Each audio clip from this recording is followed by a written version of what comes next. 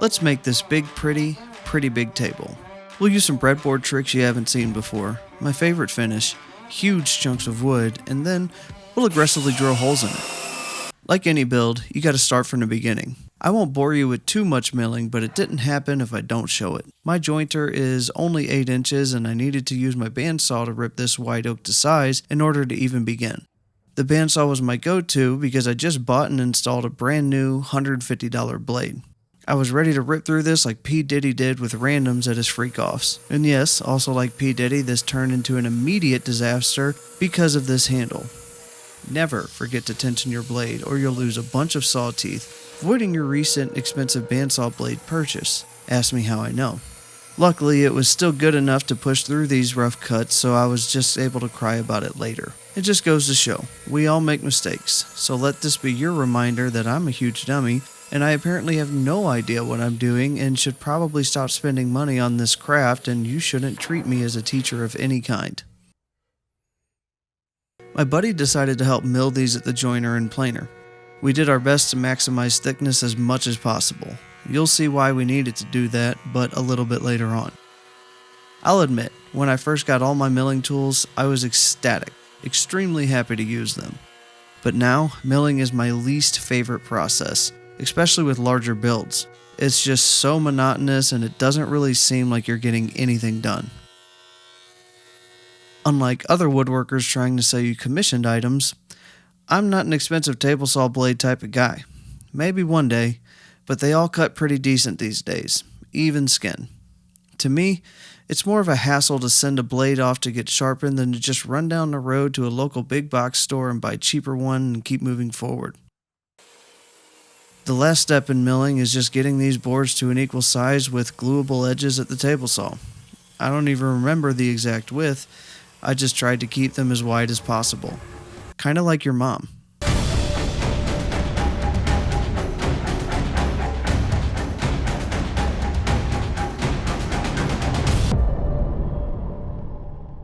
When working with heavier panels, I like to use dominoes for alignment purposes. It helps dramatically by easing up the glue up, keeping my sensitive, overthinking brain from imploding. Now, isn't that weird? Us woodworkers like to use dangerous tools like bandsaws that can cut your thumb off in an instant, or table saws that can rip your hand in half, or stressful glue-ups that can provoke a heart attack at any time. And yet, we're completely at peace when doing so. It doesn't make sense, but it also does.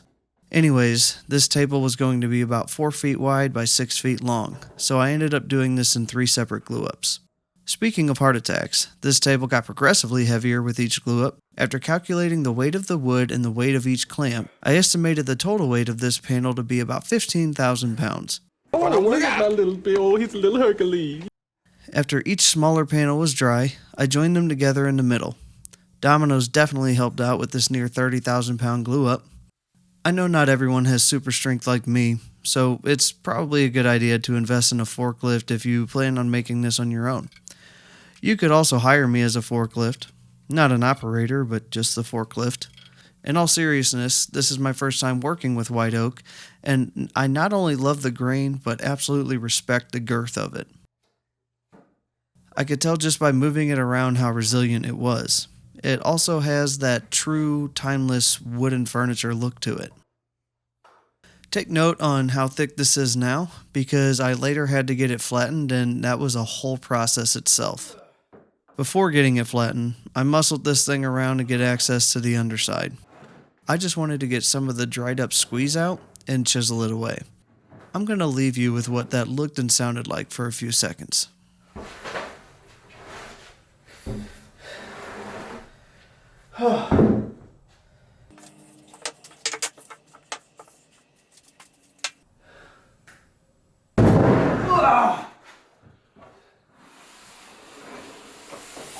Hercules, Hercules, Hercules, Hercules. Now we're back and it's been flattened, which means it's time to work on the breadboard ends. I figured the cleanest way to do all this joinery was with a router. Using particle board as a straight edge, I began cutting the tenons with a pattern bit. This also seemed to be the easiest, fastest way to get uniform tenons on both sides. I just worked my way across the ends and used a block plane to clean up the residuals. I've seen other people do this by hand and immediately knew I was not one of those people. Where there's a will, there's almost certainly an easier way to get it done than those pure hand tool guys, or something like that.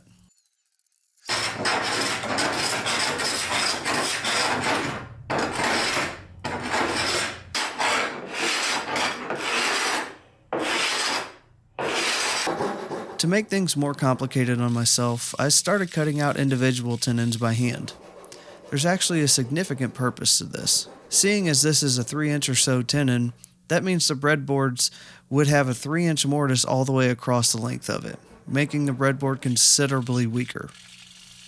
So remember this the next time your partner starts to complain. 3 inches is actually a big deal. You'll see I'm leaving about 3/4 of an inch across the entire tenon. That's also by design. It will help prevent the breadboard from dipping between the long tenons.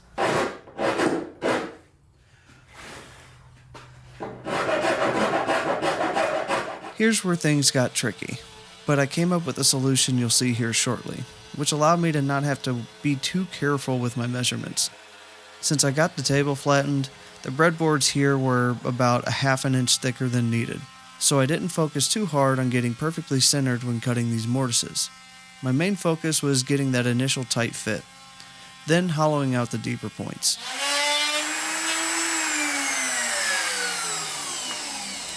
Auger style or wood owl bits come in handy when drilling these deeper mortises. I used a bit slightly smaller than the tenons I cut and drilled side-by-side holes to complete a mortise approximately 1/2 inch wider than each tenon. The wider mortise is only one part of the technique to allow for expansion and contraction. Seeing as the table is about 4 feet wide, it's gonna move, and we need to account for that. To save myself as much headache as possible while chiseling, I cleaned up the mortises with a pattern bit as deep as it could go. Trust me, I looked for 3-inch pattern bits with a 1/4 inch collet. Apparently they don't exist because it's not safe. Well, I say this is America, and I'll decide what's safe in my shop.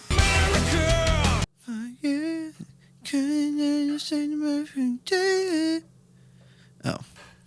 I tried chiseling these out to the best of my ability, but after getting impatient, I just cleaned them up with a bit again. If you're not familiar with breadboards, this may be important to you. These holes are being drilled all the way through to allow for dowels to hold the breadboards in place. I'm not sure of the exact size needed per thickness or board feet, but I used a 3/4 inch dowel for these and figured that would be plenty sturdy.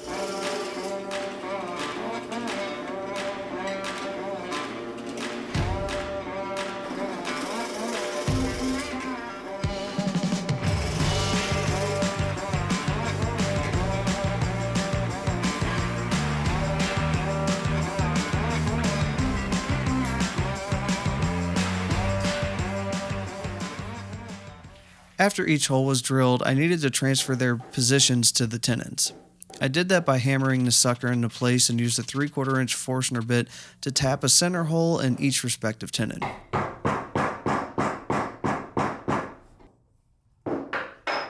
The trick here is to drill off center 1/16 of an inch closer to the table.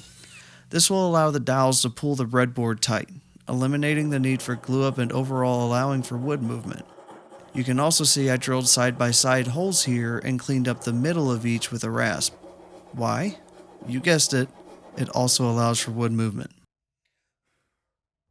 To permanently attach the breadboards, I only added glue to the center tenon so the table can expand from center.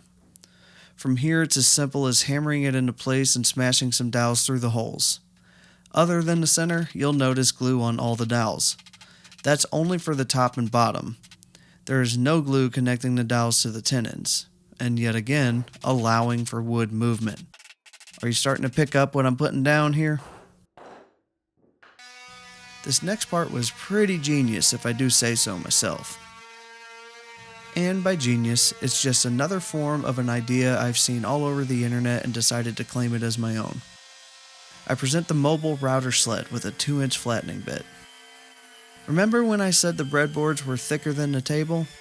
Rather than use math, I just threw tools at the problem. This thing flattened the breadboards like a standalone sled, making them the exact same thickness as the table, saving me hours in hand planing and sanding to size. It was extremely satisfying.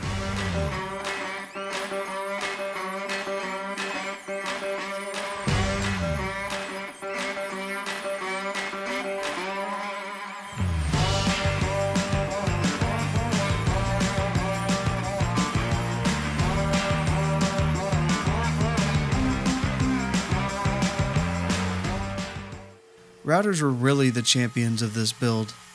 Instead of using my crappy track saw wannabe, I used another pattern bit along with some particle board to clean up the edges, which made the breadboards flush with the side of the whole table.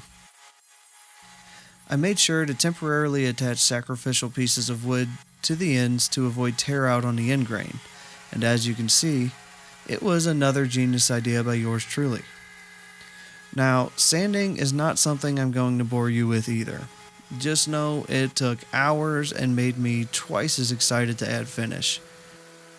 If you know any woodworkers that do enjoy sanding, let me know. I'll make sure to report them to their local authorities to have them sent in for a mental health evaluation. Another copied idea is this Rubio Monocoat Cotton White, the absolute king of colors for white oak. I use Rubio because I'm lazy, but I really actually do like the way it looks. I also added a few coats of Carbon Methods nano ceramic stuff. I don't know if it really works. I've tried all types of wood finishes, and typically with darker woods like walnut, I like to make my own linseed oil polyurethane blend. But the colors Rubio has to offer are unmatched for oak in my opinion. Now that the top had finish on it, I didn't have to worry about it warping while I started on the legs. These legs are supposed to be a basic, chunky cross-base pattern. I'm not going to go into too much detail here because it will probably look self-explanatory. For the center beam, I needed to glue these 8/4 ash boards together. Reason being is because I couldn't find 24/4 ash anywhere. And if I did, it would cost an exorbitant amount of money. This whole craft already costs a lot, and I don't know why I grew such an obsession with it. But that obsession caused me to spend a small fortune on setting up my garage, and I only take jobs semi-regularly. Tools are one thing, but I found woodworking is like a monthly subscription itself. Wood glue, sandpaper, screws, bits, blades, wood, and Lord knows what else all come in at a recurring cost. But it keeps me out of trouble and I get to make cool stuff, so there's a decent trade-off at least. Since these legs needed to not wobble, it was important to get the center beam as square as possible. My table saw cuts 10 times cleaner than my bandsaw, because of what I did to the whole blade thing. So I had to do some workarounds to get these things cut. It was satisfying seeing that rough edge come off, but these beams were freaking heavy. I didn't weigh them, but at least I didn't have to focus too hard on keeping them flat to the surface of the table saw.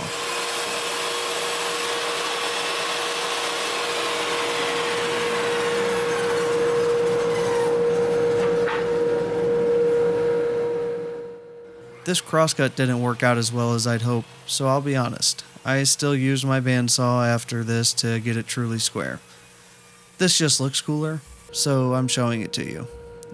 Views and stuff. The rest of the legs are just 8/4 boards that are cut similar to length and width. Nothing really special, just long and wide enough to support the center beam and the top table. Dominoes saved the day again for a decent glue up, and I used the biggest ones I had in the shop to really add strength.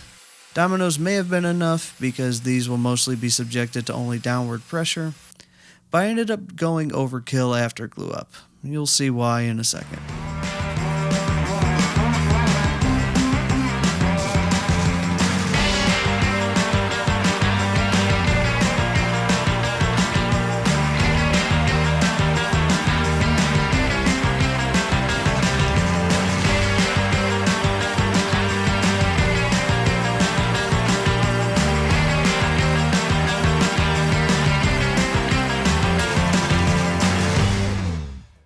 About that overkill I mentioned. I thought to myself, how do I make this thing strong enough for a truck to hit? It's perfectly safe. I tested it by hitting it with my truck.